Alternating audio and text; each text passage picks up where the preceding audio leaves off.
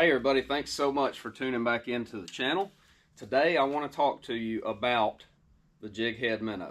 You know, I did a video a couple weeks back about the rod that I choose for the jighead minnow. Today we're going to break down size, color, and the jighead, the when, where, why, and the details to help you catch more fish shaking the minnow.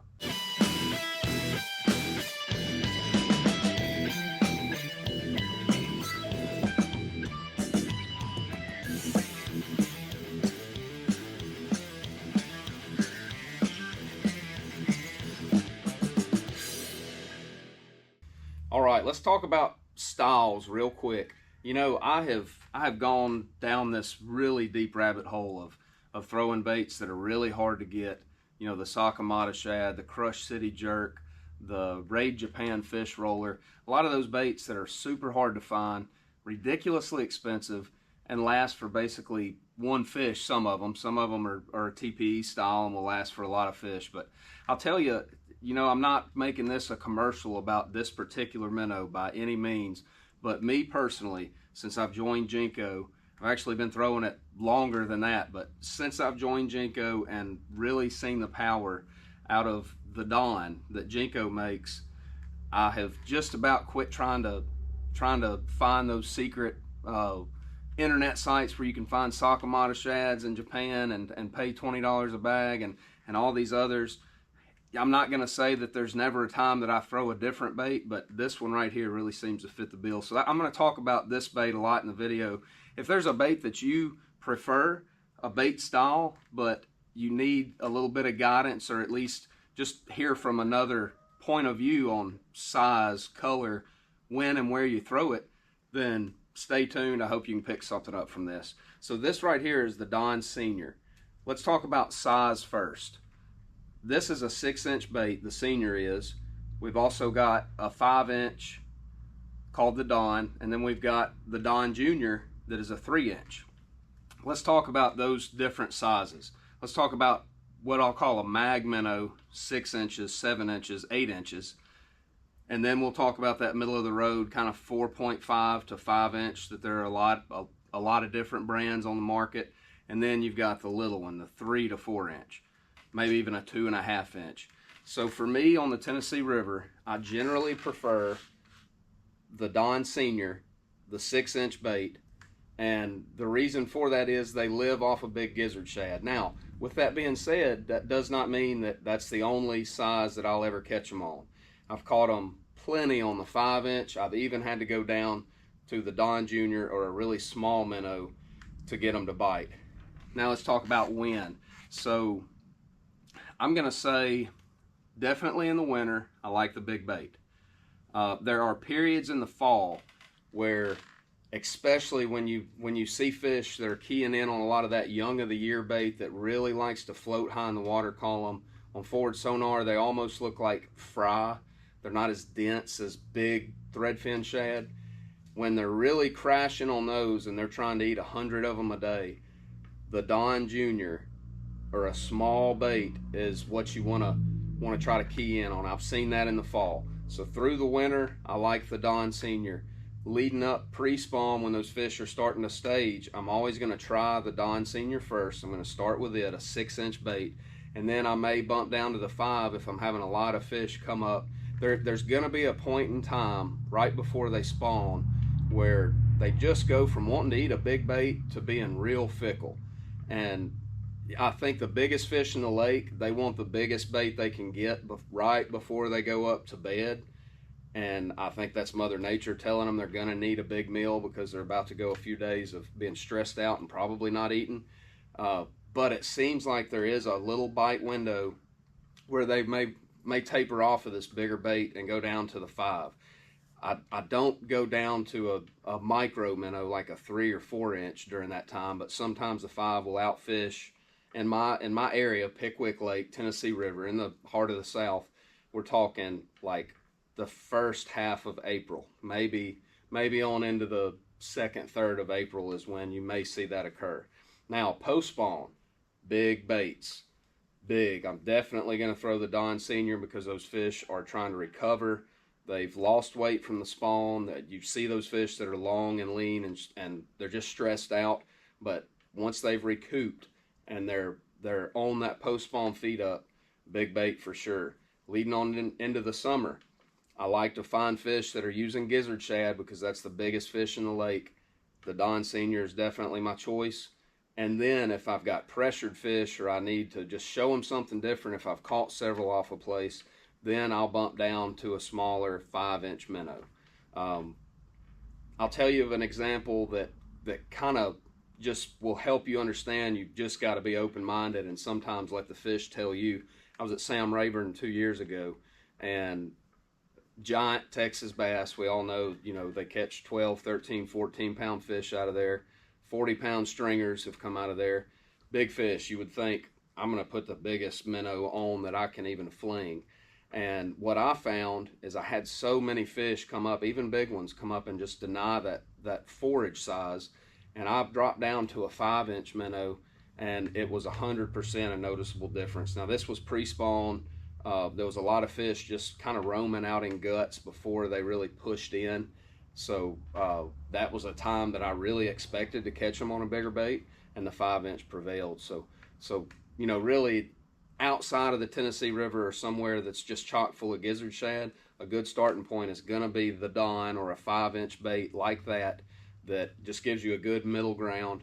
If you're not converting those fish that are looking at it, then you need to play with different sizes, up, down, and of course different colors. Let me talk a little bit more about the Don Jr. and another time that I want to throw one of these micro minnows. You know, spotted bass or smallmouth, I'm definitely going to consider this. Up north smallmouth, this can be killer on a drop shot or especially a jig head, you know, still down there twitching it at them. Spotted bass for sure. Now let me caution you on what a smaller minnow is doing away from the boat. Yes, you can rig it on the Jinko Revolution 1/0 head and set it down next to you in the water, and you can shake it and you're going to see that rock. A lot of other jig heads, it's really hard to get a small bait to even rock next to the boat. But what you get out of a smaller bait like this on a long cast, this bait really doesn't have a lot of rock, and it is ultra easy to cause this bait to head up as you're shaking it. What you want is a perfectly parallel travel as that bait rocks, and the up and down, if you're popping your rod too much, that's more times than not going to cause a fish to just turn off of it. It's just not natural. So that's easier to do with these micro minnows. A time that I really want to go to these is when those fish are in that mood where they're chasing small bait, and I get the fish to see this bait. It's even on a, say, an 1/8 ounce head, it's going to fall faster because it catches much less water, it has less drag. So when I get a fish to see this, the way I'm getting them to commit to this a lot of times is burning it from them. Really making that bait take off. You know, I'm still shaking that rod, but I'm doing a lot more reeling. I'm getting those fish to see it, and then I want them coming up to it, thinking this tiny little bait fish is going to try to get to the surface to escape them, and that's the way you'll get a lot of conversions out of looks on the smaller minnow. Here we have them lined up. I've got Don Senior, Don in the middle, and then Don Jr. So let's talk about colors now. There are two situations that I kind of divide colors into: sun and wind and clouds. I'm sorry. So sunny days, cloudy days. That's just to simplify things. We're going to kind of split that in half. On days with sun, and of course, water clarity is going to play a big role in this as well. So you just take what I'm about to tell you and amplify it if it's extra clear water or if it's more stained water and less visibility. So sunny days, I'm going to throw a bait that is more translucent. This bait right here is, that color is called the sauce. That bait has a lot of light penetration. It's a more natural color. It's going to kind of sneak up on the fish, and that's going to be one of my top choices in the sun. Got my stash here with me now. Just going to go through and show you a couple more that I prefer in sunlight. This one is definitely a go-to, especially if the water is more clean. It's called the Juice. Very, very transparent. Very natural color, but if you can see in the bag as the light shines on it, it still has a flash or kind of a bluish purple hue to the sides and the bottom, and as it rolls. And what you get with that, the great thing about a color like that, you have drawing power where those fish can see that flash from a long way off. You're going to lift them off the bottom, you're going to lift them from left to right, but then when they get up to the bait, high sun, you know, clear water, a lot of light penetration, they can't analyze this bait as much because a lot of light passes through. There's some other great colors. Green gizzard is another one of my favorites for sun. Definitely going to be a pick during the sun. Now, let's talk about clouds. The difference between sun and clouds for me is I want a bait that the light does not transfer through as well. It's more of an opaque or a solid color. One good example of that is Biwako Wagasaki. You can see it's still a natural color, so this is going to be a choice for me for still pretty clean water but clouds, but I have that more solid colored body or belly that those fish are going to be able to pick up on from a better distance as that bait rolls and rocks. Another one that is a great option, probably my second favorite, is the Wagasaki Magic. Just a real solid looking color, but still got a lot of natural tone to it, and it's got a little bit of sparkle and flash. Now the next thing I'll talk about that is kind of a kicker to cloudy days. If you're in cloudy situations but you're in clean water, this somewhat goes against the transparency principle I just talked about, but bad shad or a color like that with a lot of flake, it's still very transparent, but it has a lot of silver flake. As that bait rocks and rolls, you've got just a ton of light reflecting off of that, and that's really going to draw them. And here's Tennessee shad, another example, just in a little different, even more of a natural tone. That's going to be great for clouds and clean water. About the only time that I'm going to pick up French pearl or a white colored minnow is when I'm in really stained water and I have clouds. You know, you would think, well, white, we're imitating a bait fish. I just don't seem to have as many convert on this unless I'm fishing some stained water, low visibility, and it's cloudy. So keep that in mind. That's a good little trick if you're in that situation.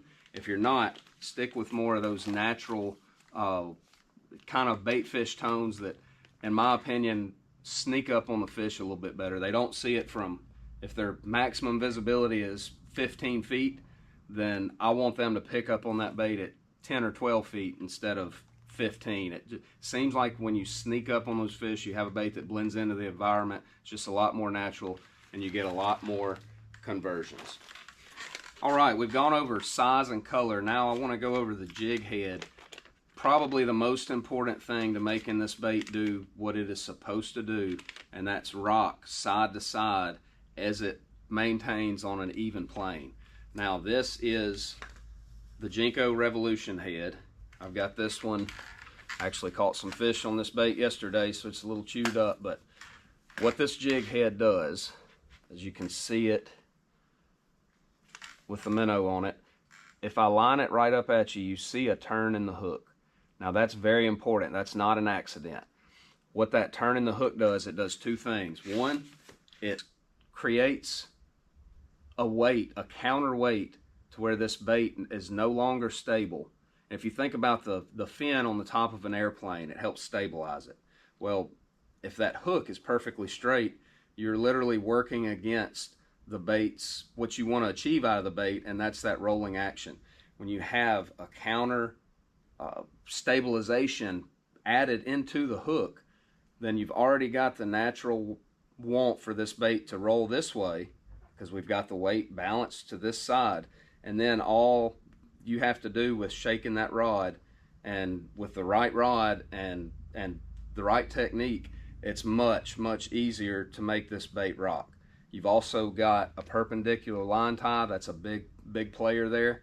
And then if you see in the package, you've got a weighted hook shank. Now this is lead, and I will be the first to tell you the gimmick on tungsten showing up better on forward sonar, I have not seen it. I've never had an issue finding my minnow even if I'm throwing a small one on a lead head, and I've never seen a tungsten one show up better, and I've thrown plenty of them. So what you get with that weighted hook shank is you get balance down the bait, which also helps maintain a vertical retrieve instead of that bait really wanting to head down or bounce up and down as bad. But you also get, as you see, teeth marks on this bait. I caught, I think, 3 or 4 on this one particular bait yesterday after I put it on, and it's still in good shape, ready to catch another one. You don't go through as many baits. I don't care if you're throwing the Don, I don't care what kind of minnow you're throwing, what kind of plastic. This Revolution head with that hook shank bait keeper is going to protect your bait from tearing at the nose where they always rip, and keep you from having that one fish catch and your bait's trash. So that is by far my favorite jig head. It's got a stouter hook in it. Now the light wire hook theory, we're throwing these on light rods for sure. I love this Elite FFS from Jinko. If y'all didn't check out that video, then I recommend you do. I go over all the details on it. But you should be throwing a really light tipped rod. The reason for that is you want that tip bouncing to reverberate slack or a shock wave down the line and create the rock or the roll out of the bait. Now, the light wire hooks, a lot of guys are putting those on their jig heads. And does a light wire hook add to penetration? Yes, it does. But I'm here to tell you, we're fishing for big fish. We're trying to pull fish out of brush piles. We're fishing stumps. We're fishing hard cover. Even if I'm fishing open water roaming fish, I cannot stand those little flimsy, might as well be crappie hooks, because they just flex out. I can't tell you how many fish I've lost on them, and I also can't tell you how many good ones I've caught on them and then notice that my hook point was wide open. So this Revolution head has a little bit heavier wire hook. It's much, much stronger. As long as you keep this hook point sharp, you will have zero issues on that long cast driving that hook home, even with a light rod. And another thing about the turn on that hook, when this hook penetrates, it is going to go in and twist. And what you get with that, you don't get a perfectly straight hook penetration hole. Therefore, the hook cannot back out nearly as easy if you think about it. More times than not, especially when they get this in the roof of the mouth, which is where they normally do, it takes pliers to get this out. I cannot tell you the bite to catch ratio, how much it will go up by throwing this hook. So now, guys, there's a lot of other jig heads out there. You know, I've thrown the Gamakatsu Horizon head a lot. I've thrown Queen. I mean, you name it. I've got them laying everywhere, because I unfortunately spent a lot of time and money trying to figure out what worked before I really dialed things in. But now, 99% of the time, you are going to find me throwing that Revolution head, because it works. It's stout. You're going to get the best roll out of your minnow. In my opinion, it's the way to go. So let's talk about setup. Now, I tie a loop knot. This is called, I believe it's called a creel loop. And, you know, YouTube it. What you do is you're going to start with a circle in your line, run your end through, come back through the loop, wrap it 4 times above it, come back the same direction through the loop, pull it tight. You want a loop knot, and the reason being is that's just going to free that head up a little bit.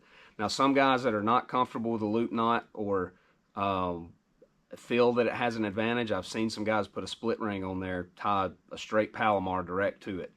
You're going to get a similar action out of that, but you've just got one extra component that A, can fail, and B, adds just more bulk or unnatural appearance to your setup. So that's why I prefer that loop knot. I'm going to throw mine generally on 12 to 15 pound leader. Now, when I first started shaking the minnow, I said, man, surely like 8 or even 6 pound test is just going to get a lot more action, because I'm so used to pressured fish, finesse tactics, let's go as light as we can.